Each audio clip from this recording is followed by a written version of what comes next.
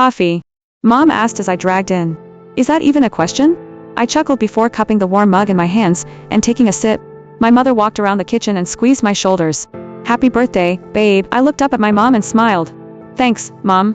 Mom looked at me with a tear in her eye. It's hard to believe you're 18 and about to find your mate. She shook her head, willing her tears away. So, this morning I'll do the biscuits if you make the gravy, and the eggs, she stated as we walked out the door toward the main pack house.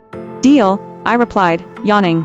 I was running late again. Having to help clean up the kitchen before school almost always made me miss the bus.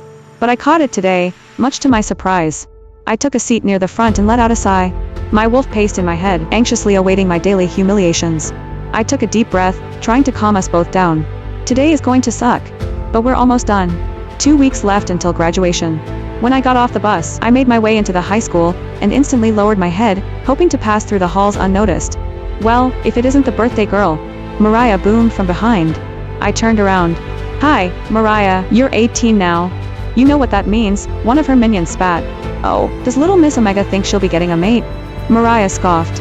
I gave a smile that wasn't at all genuine, and the bell rang. It's been a pleasure as always, ladies. Thank you for the birthday wishes. I turned and walked to my locker. Grabbing my books, I made my way to my first class, which thankfully finished uneventfully. I made it all the way to lunch without being bothered. Happy birthday to me.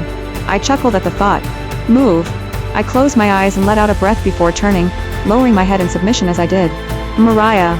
I muttered as I stepped out of the way and she pushed past me, wrapping her arms around Zane, future alpha of the pack.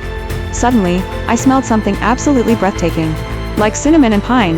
The smell was so intoxicating that it made my mouth water, and I could feel my wolf pace, excited. I shook myself back to my senses, shrugged, and made my way out of the cafeteria, sitting on a bench outside where I was most likely to be left alone. You. I looked up to see Zane standing above me. Alpha Zane, our eyes met, and I felt my whole body electrify. Mate, my wolf held in my head. Zane broke the silence. Ella, we aren't mates. So we didn't just both feel that? I asked sarcastically. Zane scowled at me, and I realized my mistake. I lowered my head again. I'm sorry, Zane. He was about to speak again when we were interrupted by Mariah and her gaggle of sidekicks. There you are, baby. She saw me and recoiled. Why are you talking to that little Omega? Leave us alone, Mariah. She looked up and down at the two of us and then burst out in laughter.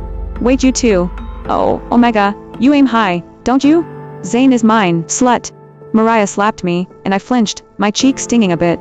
Mariah, leave. Zane boomed. I looked up at him, and for a second I thought I saw concern on his face.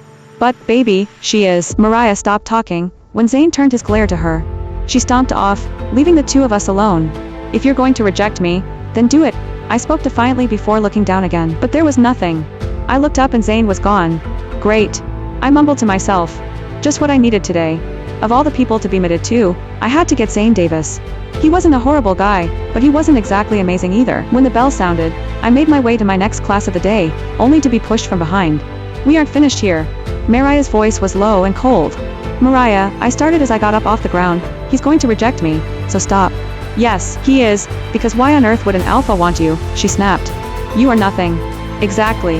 Nobody wants me. I turned to walk away, trying my hardest to fight the tears that were threatening to fall.